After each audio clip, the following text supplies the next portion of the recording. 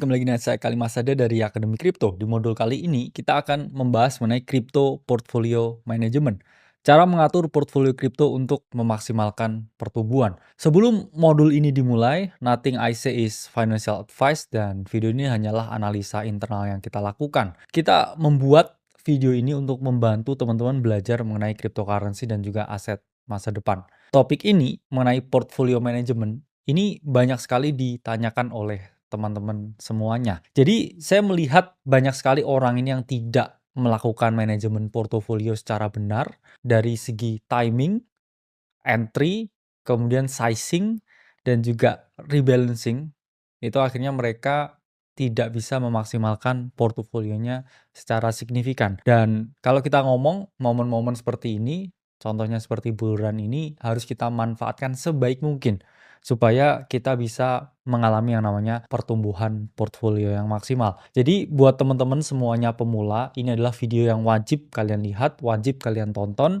Video ini saya buat berdasarkan pengalaman saya udah lebih dari 10 tahun di market dan udah 3 kali di siklus market kripto. Jadi by heart saya udah tahu pergerakannya market kripto dan juga by heart saya tahu gimana teman-teman ini mengalokasikan portofolio dengan baik dan juga benar. Banyak orang yang gagal untuk grow portofolio mereka karena mereka ini tidak memiliki plan. Mereka tidak punya rencana.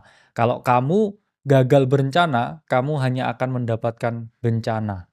Jadi kalau kamu nggak bisa membuat plan yang bagus, gimana kamu mau mengeksekusi plan tersebut? Jadi di sini teman-teman harus paham bahwa plannya ini harus sangat solid, harus sangat cemerlang, supaya portofolionya bisa grow dengan signifikan. Nah, untuk planningnya nanti akan kita bahas secara detail, sangat amat mendalam di series modul ini. Jadi ini ada 5 video di modul ini yang bisa teman-teman tamatin semuanya, teman-teman dengerin semuanya, game plan kita seperti apa, cara kita mengelola fund kita seperti apa, dan bisa teman-teman praktikkan supaya teman-teman bisa planning juga supaya portofolionya bertumbuh dengan maksimal.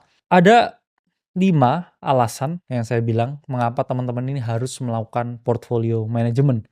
Pertama ada faktor volatilitas yang ekstrim, 2 ada risiko, idiosyncratic, ketiga ada market cycle, keempat exit plan, dan terakhirnya ada bias emosional. Pertama, kita jelasin dulu masalah volatilitas. Kripto ini memang volatilitasnya ini sangatlah ekstrim. Apa artinya volatilitas yang sangat ekstrim? Ada season di mana harga ini mengalami kenaikan yang signifikan, tapi ada season juga harga ini nggak kemana-mana.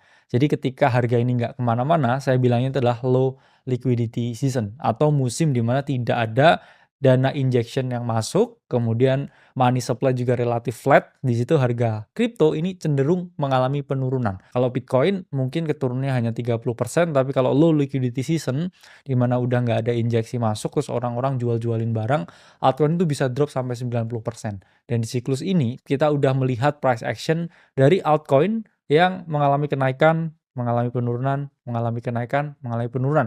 Tapi penurunannya ini bukan base rally dan juga base rally lagi, tapi yang ada justru mereka turun 90% terus udah nggak bisa recover lagi. Jadi kalau saya lihat ya selalu ada quarter 1, quarter 2, quarter 3, dan quarter 4. Biasanya nih cukup acak. Ya misalkan di quarter 1 high liquidity season, semua bullish.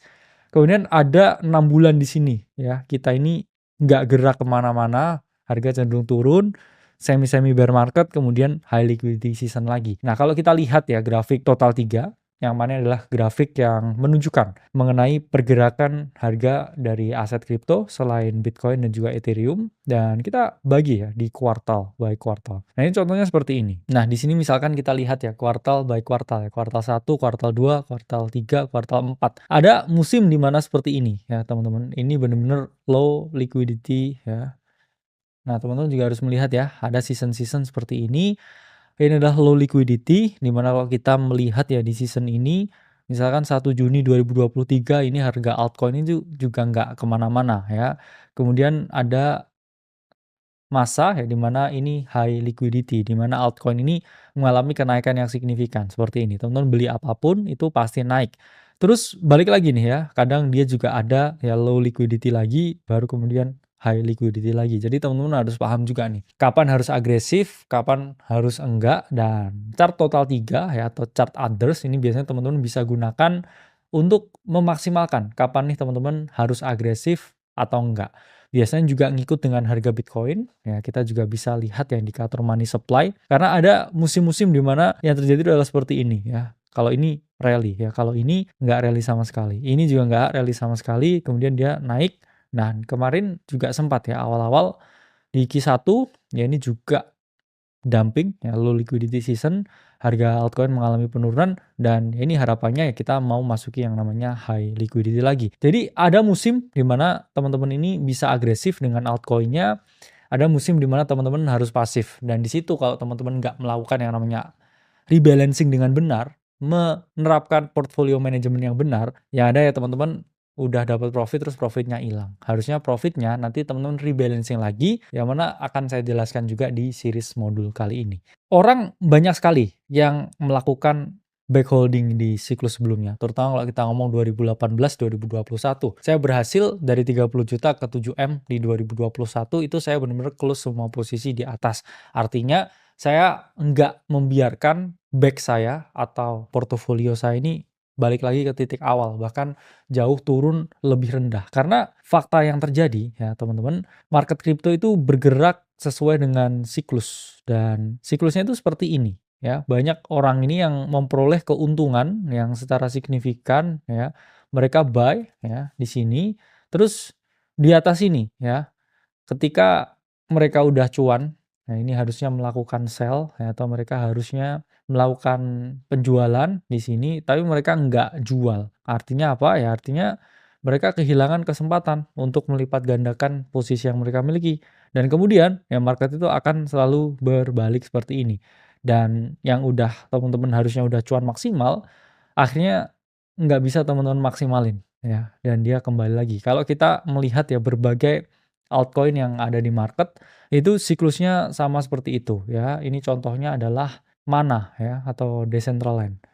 Nah ini apa yang terjadi di sini? Ya ini cocok seperti yang saya gambarkan ya. Harga ini mengalami kenaikan yang signifikan, kemudian orang di sini harusnya jual ya, tapi nggak mau jual. Oke. Bayangkan nih di sini teman-teman ini udah mengalami kenaikan yang luar biasa ekstrim hampir 10.000%. Di sini nggak klik tombol sell, apa yang terjadi? Ya harga itu akan selalu kembali ke titik awal. Dan hampir semua altcoin yang ada di market 99,999% itu selalu memiliki chart seperti ini. Jadi teman-teman kalau punya altcoin dan dia udah mencapai titik yang paling krusial, di sini teman-teman harus melakukan yang namanya take profit. Karena kalau nggak di take profit, ya profitnya bakal hilang dan teman-teman akan round tripping. Jadi round tripping itu adalah istilah di mana teman-teman tidak merealisasikan keuntungan, hanya kaya on paper, ya kaya di portofolio tapi nggak kaya di dompet, apalagi kaya di rekening. Nah ini pun juga menjadi suatu fenomena yang sangat umum dan sangat wajar, di mana ada data yang menunjukkan bahwa 80% dari mereka yang menang lotre itu kembali hidup miskin lagi. Dan saya melihat crypto market dalam horizon yang sangat ekstrim, ini juga melahirkan banyak sekali lottery ticket winner. Jadi mereka ini memperoleh yang namanya beginner's luck, mereka dapat cuan yang maksimal di kripto, tapi cuannya itu nggak diambil terus dia udah round tripping lagi dan akhirnya mereka kembali ke kehidupan awal mereka. Kalau kita lihat banyak sekali ya contohnya misalkan seperti Dogecoin milioner dan lain sebagainya. Di luar negeri banyak orang yang ambil risiko maksimal ketika bull run terus mereka nggak take profit dan mereka kembali lagi. Itu adalah sesuatu yang menurut saya unnecessary atau tidak perlu dilakukan. Itulah mengapa teman-teman harus memahami, harus belajar mengenai manajemen portofolio yang baik dan juga benar. Apalagi sekarang kita terjebak dalam yang namanya paradox of choices. Hampir setiap hari itu lahir token baru dan teman-teman melakukan yang namanya PVP atau player versus player dengan orang lain, dan hal itu harus dihentikan dan teman-teman harus belajar manajemen portofolio yang benar kalau teman-teman mau merubah puluhan juta jadi miliaran atau bahkan sampai ratusan miliar. Saya nggak mau ya hal ini terjadi ke teman-teman ya dari broke became rich dan juga akhirnya broke again. Saya pengen teman-teman dari broke menjadi rich dan kemudian getting richer atau di sini jadi lebih kaya lagi. Jadi gimana cara melakukan portfolio manajemen yang baik dan benar? Caranya seperti apa? Tools apa yang digunakan? Eksekusinya bagaimana? Akan kita sambung di modul yang kedua.